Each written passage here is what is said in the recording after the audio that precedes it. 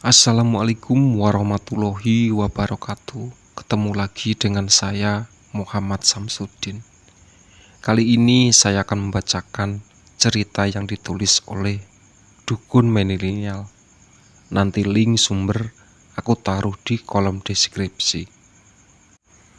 Sebelum masuk ke ceritanya, jangan lupa subscribe dulu ke channel ini agar aku makin bersemangat membacakan kisah-kisah horor untuk kalian semua. Yuk lanjut ke ceritanya. Entah sudah berapa banyak orang yang membantu yang akhirnya berakhir dengan meregakan nyawa.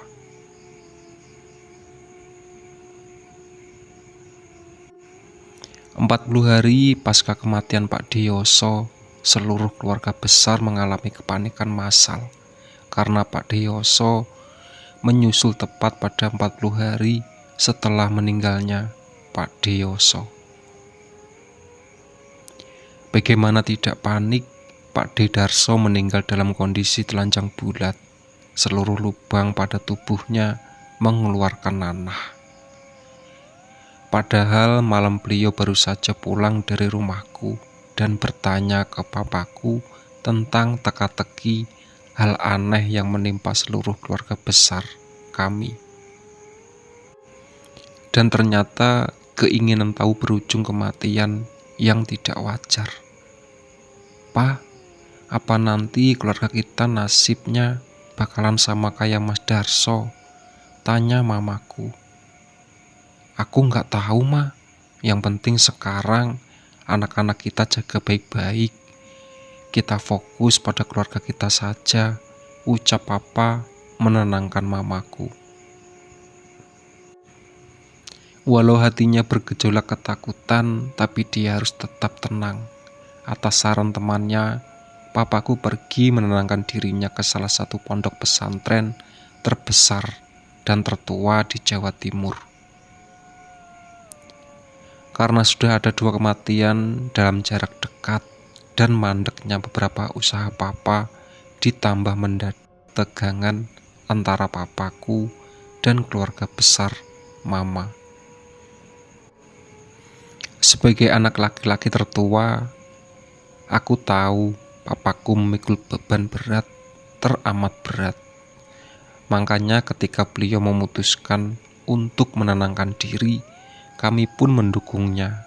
Dan aku sebagai anak sulung, sang pembawa sial menurut keluarga besar papaku, harus bisa menjaga mama dan adik-adikku. Siang itu telepon rumahku berdering. "Halo," ucapku. "Ini papa. Kamu hati-hati di rumah. Jaga mama dan adik-adik kamu. Papa percaya kalau kamu bisa. Ingat, jangan gegabah, jangan emosi. Minggu depan papa pulang. Jangan bilang mama kalau papa telepon kamu," kata papa. "Iya," jawabku. "Telepon dari siapa?" tanya mama. "Salah sambung, Ma," jawabku asal. "Ya udah, mama lagi masak nasi. Tolong nanti kamu cek. Mama mau sholat dulu," kata mama. "Iya, Ma," jawabku. Aku pun berjalan ke dapur memikirkan ucapan papa membuatku pusing. Sesampainya di dapur, aku mengecek nasi yang sudah ditanak oleh mama. Tapi aku kaget setengah mati karena ada rambut di nasi itu. Dan ketika aku menariknya, rambut itu panjang sekali, seolah-olah tidak ada habisnya. "Rambut mama tidak sepanjang ini. Lalu ini rambut siapa?" tanyaku dalam hati. Aku masih sibuk menarik rambut itu karena aku menariknya dan aku langsung gulung. Tanpa aku sadari, ternyata sudah nyaris membentuk bola. "Astagfirullahaladzim," ucap mama mengagetkanku. "Itu apa? Rambut siapa itu?" tanya mama padaku. "Nggak tahu, Ma. Tadi ada dalam nasi yang mama masak. Terus aku tarik. Ternyata panjang banget, Ma, ucapku. Matiin kompornya, kita pulang ke rumah Simbah dulu. Sampai papa pulang, kata mama. Terus sekolahku gimana, Ma? Tanyaku. Berangkat dari rumah Simbah, nanti bareng mama berangkat naik bis, kata mama. Kami pun mempersiapkan apa saja yang akan kami bawa saat itu. Seragam sekolah, buku-buku pelajaran, dan sepatu yang paling utama. Setelah semua telah kami persiapkan, kami pun bergegas untuk pergi ke rumah Simbah. Dari kejauhan aku bisa melihat ada sepasang kaki yang mengelilingi rumahku. Bahkan rumahku hanya sebatas lututnya. Tapi aku hanya diam karena aku tidak ingin menambah kepanikan mama. Aku terus melihat ke atas karena aku ingin melihat seluruh badan dan mukanya. Tapi nihil, aku gagal melihatnya. Jika dia jahat, kenapa dari menelan segala bentuk pocong dan kuntilanak? Bahkan genderuwo yang konon kabarnya kuat pun tak berani mendekati. Aneh bukan? Aku tidak tahu dia berada di sisi mana. Yang aku tahu, dia memakan seluruh wujud serangan yang berusaha menyerang kami. Yang terakhir kulihat, ia menelan banaspati bulat-bulat dan semua genderuwo tunduk padanya. Ini aneh, tapi apa di dalam perjalanan aku hanya terdiam karena kepalaku sakit dan aku merasa mual karena harus melihat seluruh kejadian barusan. Aku masih bergidik ngeri jika membayangkan semua. Sesampainya di rumah Simbah, aku melihat Mbah Kung yang sibuk membersihkan gamannya. Untuk apa ini, Mbah? Tanyaku. Dibersihin aja, siapa tahu nanti digunakan. Kamu mau yang mana? Tanya Simbah padaku. Mataku melihat beberapa gaman Simbah. Ada yang seperti trisula, ada keris luk 7 dengan kepala pegangan berbentuk kepala naga. Ada juga keris kecil, keong buntet. Tapi mataku tertuju pada arca mungil dan sebuah belati kecil emas dengan ukiran berbentuk naga dan tulisan asma Allah. Kalau yang ini apa, Mbah? Tanyaku. Itu golek dan cukrik. Jundiknya nanti Mbah kasih kalau kamu udah gede. Kalau goleknya nanti kalau kamu mau merantau, kata Mbah Kung padaku.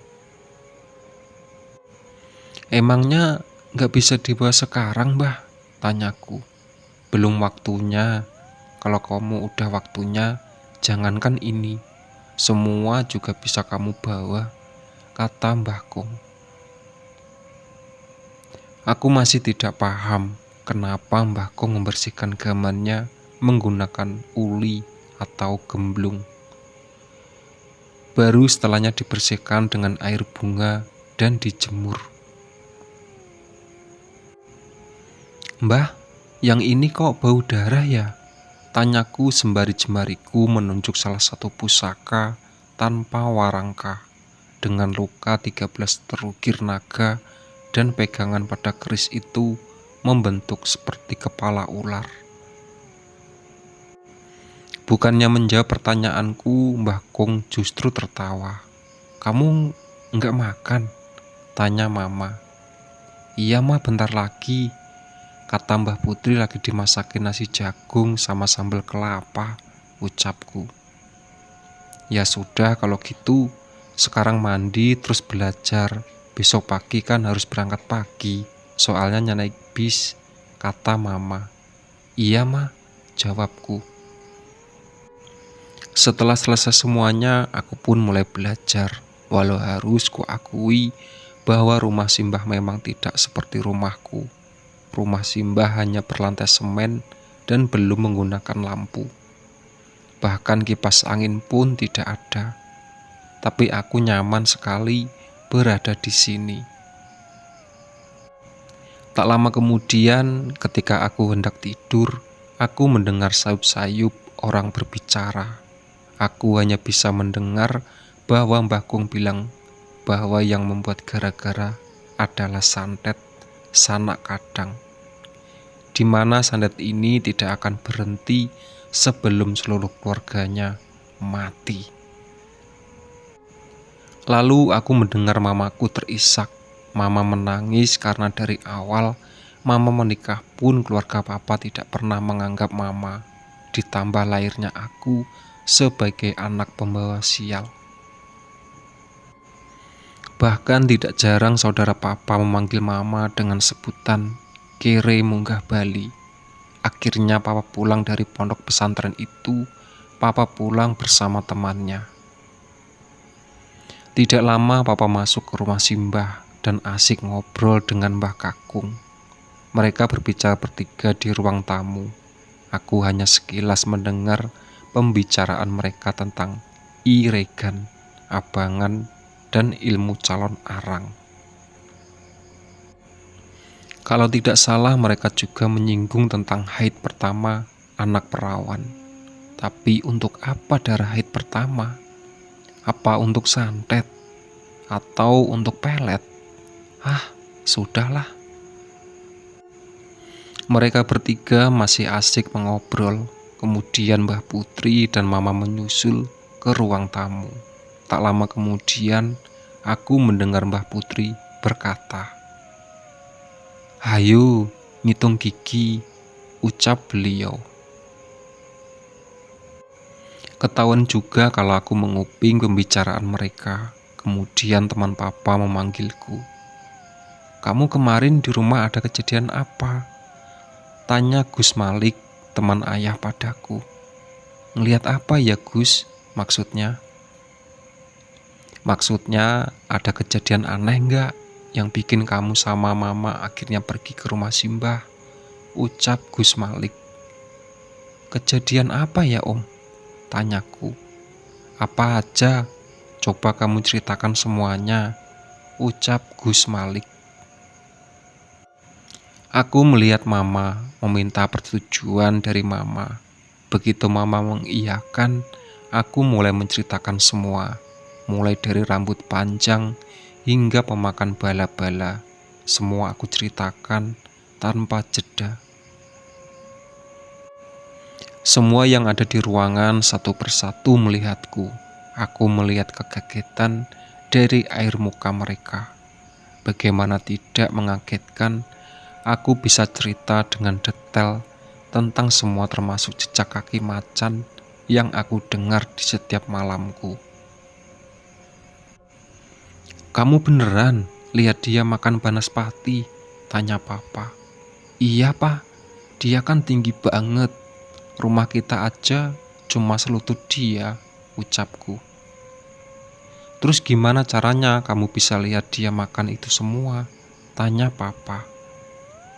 "Dia kayak mengecil gitu, sampai tinggi dia hanya beberapa meter dari atap rumah," jawabku. "Sudah ketemu beneran apa bohong kamu?" tanya papa sedikit menegaskan. "Bentuknya tinggi, mungkin kalau jalan sekali melangkah 1 kilometer, terus ada tanduk di kepalanya kayak kerbau, tapi warna badannya enggak hijau, kayak buto hijau, kayak kita aja gitu, tapi auranya serem," ucapku. Aku melihat papaku hanya terdiam. Simbahku melihatku tak percaya, juga semua yang ada di situ, seolah tak percaya dengan apa yang aku ceritakan. "Susah mas, penjaganya milih jaga anakmu," ucap Gus Malik. "Ya tapi kan enggak gini caranya," ucap papa. "Memangnya itu apa sih? Kenapa mereka khawatir toh? Aku tidak tahu itu apa. Justru aku ngeri karena ada makhluk yang sanggup menelan semua itu." Segala bentuk santet dan dedemitan dia telan. Jujur itu menyeramkan untukku, mengingat Buto Ijo saja tidak senekat itu untuk memakan temannya. Tiba-tiba tetangga Simbah datang ke rumah dengan tergopoh-gopoh. "Mbah, mbah, ada telepon," ucap Pak Madi. "Buat siapa?"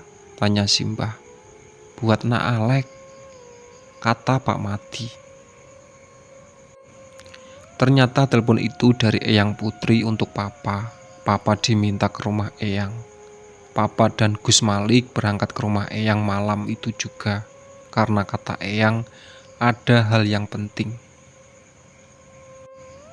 Sungguh aku tidak peduli sama sekali apapun yang terjadi dengan keluarga Papa. Harusnya tidak menjadi tanggung jawab Papa, merepotkan saja mereka semua. Aku memang sebenci itu dengan keluarga Papa. Bahkan sampai sekarang aku masih belum bisa memaafkan mereka semua.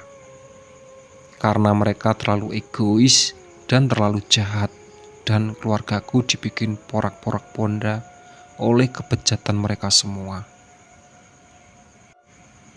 Keesokan harinya Papa pulang dengan muka masam dan lesu. Hari ini Simbah sengaja memintaku untuk tidak berangkat ke sekolah. Bahkan Mama juga tidak pergi ke kantornya. Aku rasa akan ada hal yang penting terjadi. Ternyata seluruh keluarga Papa menyerahkan urusan santet ini ke Papa. Dam. Aku merasa mereka sudah tidak waras. Mereka hanya akan menjadi beban dan menambah drama di dalam kehidupan kami. Tapi aku bisa apa? Eyang sendiri yang meminta, dan aku yakin pasti Papa tidak akan bisa menolak. Benar saja, drama pun dimulai. Ternyata Papa diminta untuk mengadakan pengajian akbar untuk menangkal teror santet itu. Tapi aku bisa apa? Kalaupun aku yang bicara, pasti nggak ada yang akan mempercayainya. Segala persiapan menjelang pengajian akbar pun dimulai. Aku baru tahu bahwa Papa punya kenalan Habib dan Kiai. Wajah-wajah mereka tampak tak asing bagiku. Aku melihat teman Mbah Kung namanya Mbah Wongso. Aku pun menghampiri beliau untuk bertanya kabar. Hingga tak lama Mama memanggilku, memintaku untuk menjaga adikku. Karena semua orang akan mulai sibuk. Apalagi Eyang Putri dan rombongan akan segera datang. Jadi segala harus dipersiapkan. Jujur, aku lelah dengan drama. Bayangkan saja, anak usia 10 tahun sudah terjebak dengan segala macam drama keluarga. Rasanya ingin pindah keluarga saja. Apalagi dari dulu Eyang Putri peduli kepada adikku dibandingkan aku. Oh, itu belum seberapa dibandingkan perundunganku yang harus aku telan dan aku dapatkan dari keluarga besar Papa. Buat kalian yang mengalami perundungan, boleh kok kalian bilang kalau kalian telah terima kasih, kalian telah kuat mengalami fase kalian. Eyang Putri dan seluruh rombongan sudah pasti akan menyita perhatian karena makannya rewel. Dan pastinya aku akan menjadi babu mereka. Ya elah, siapa yang minta tolong? Siapa yang bosi kalau kayak gini? Akhirnya mereka semua datang dan tentunya disertai tatapan nyinyir dari semua. Tapi hanya pencitraan ketika sedang di hadapan para habib dan kiai. Aku tahu, tapi aku memilih bodoh amat karena aku tidak ingin menguras emosiku untuk hal sia-sia. Malamnya tidak lama setelah acara pengajian, entah mengapa terjadi kesurupan massal, termasuk saudara-saudaraku sepupu pun ikut kesurupan. Jika satu tertolong, maka akan ada lagi, begitu seterusnya, hingga pada puncaknya. Aku tidak tahu bagaimana awalnya mendadak ada salah seorang dari peserta pengajian muntah darah. Padahal ia tidak termasuk yang kesurupan massal. Justru ia termasuk ikut menangani para korban kesurupan massal. Satu persatu muntah darah, bahkan salah satu santri jebolan pondok pesantren pun menjadi korban. Ia paling parah mengalami muntah darahnya, karena darahnya bercampur daging busuk dan tangan bayi. "Ma, itu kayak tangan bayi deh," ucapku. "Hus," ucap mama sambil membekap mulutku agar aku tidak ikut campur. Mama hanya tidak ingin mendengarkan kalimat anak pembawa sial yang tersemat untukku terucap dari mulut keluarga papa. Dari kejauhan aku melihat Gus Malik, Kiai Hamim, dan Habib Farhan berjalan mendekat ke arah kami. "Kamu hafal ayat kursi? Hafal doa Nabi Yunus?" tanya Gus Malik padaku. "Hafal, Gus. Alhamdulillah." "Ada apa, Gus?" tanyaku.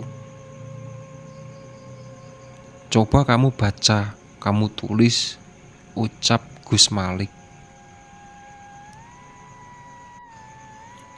"Gundul apa pakai harekat, Gus?" tanyaku. "Gundul aja, kalau udah nanti kasih ke saya," ucap Habib Farhan. "Nggih, Bib," jawabku. Aku pun menulis apa yang mereka minta. Aku pun menyerahkan tulisanku kepada Habib Farhan. Kemudian beliau mengelus kepalaku sambil memintaku untuk tetap sabar. Aku pun hanya menganggukkan kepalaku. Aku hanya melakukan ini untuk mama dan papaku, bukan untuk yang lainnya. Entah apa yang terjadi, bukannya aku mau overout, tapi tak lama kesurupan massal itu dapat teratasi dan berubah menjadi pingsan. Massal sebelumnya menjadi isak tangis karena ada salah satu santri yang meregakkan nyawanya. Ada satu korban yang bukan berasal dari keluarga papa. Ini kejadian pertama, sebelum akan ada lagi kejadian selanjutnya yang memakan korban di luar keluarga papa. Kejadian yang hanya membuat kebencianku menumpuk terhadap keluarga papa.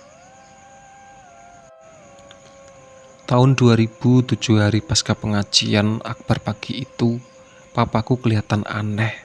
Jalannya tidak seperti biasanya, dan entah kenapa punggung dan kaki papa terlihat membengkak, seperti ada tempurung kelapa. Bahkan untuk berjalan pun papa dibantu oleh mama.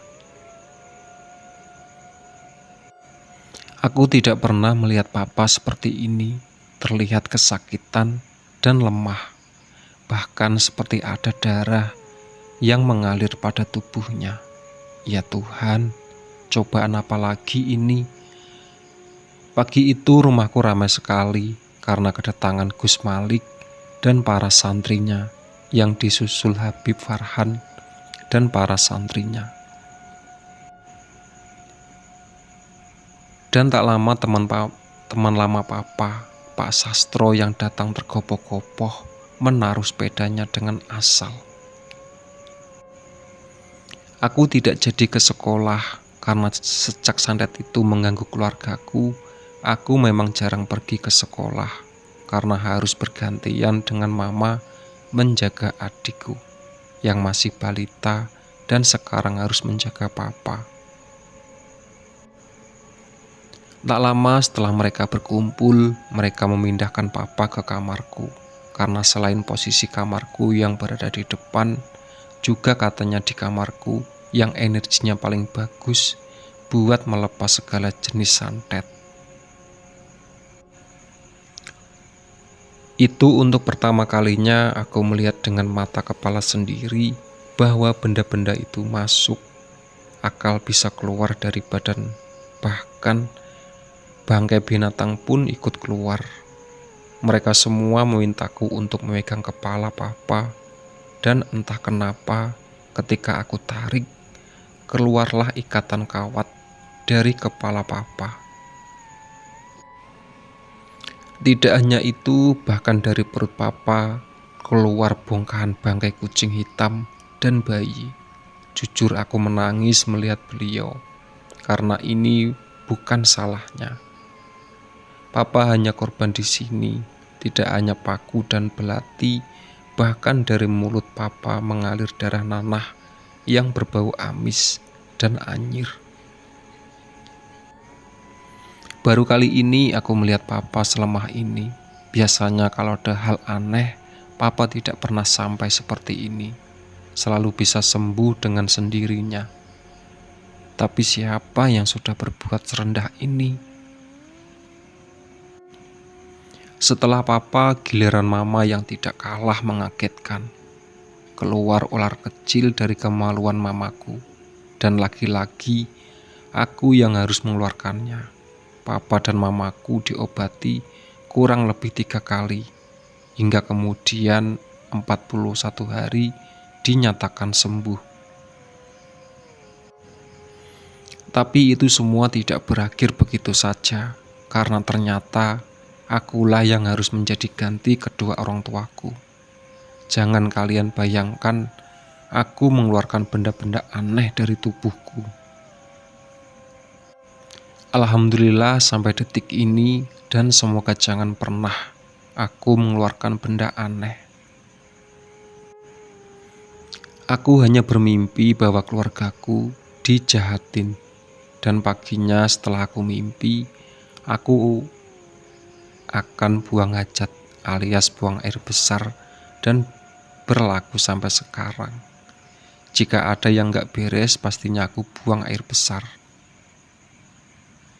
Setelah 41 hari pasca kesembuhan kedua orang tuaku, tidak lama kemudian Pak Diros meninggal dunia. Dan dari tubuhnya ditemukan benda-benda yang sama persis yang berhasil dikeluarkan dari tubuh papa dan mamaku. 7 tahun kemudian, setelah kelulusanku dan aku diterima di fakultas terfavorit di salah satu PTN di kota Lumpia, kenyataannya kembali menghantamku karena Eyang Putri memilih tinggal bersamaku di rumah. Aku tidak bisa membayangkan baru tinggal satu atap dengan nenek sihir. Setelah 7 tahun aku tenang, aku bisa cerai, nggak ada angin, nggak ada hujan. Aku harus dihantam kenyataan bahwa aku harus tinggal bersama Eyang Putri. Kabarnya Eyang diusir oleh Tante Hana. Seluruh barang Eyang dibuang di halaman rumah, dan Eyang dianggap benalu. Dan sekarang aku harus mengurus Eyang, walau dengan berat hati semua aku lakukan. Tapi aku tidak menyesal ini sama sekali, karena sekarang aku sadar bahwa Eyang juga sayang denganku. Hari pertama datang ke kota Lumpia, ini diawali dengan sakitnya Eyang. Eyang terpukul, drop, karena anak kesayangannya mengusir dari rumahnya. Ditambah dengan kenyataan, tidak ada yang mau mengurus Eyang, selain aku, sang cucu pembawa sial. Mulai dari mengurus ketika di rumah, memanggilkan taksi, dan menggendong Eyang sampai ke dalam taksi. Semua aku lakukan sendiri. Sesampainya di RS, aku juga menggendong Eyang dari taksi ke dalam ruang UGD.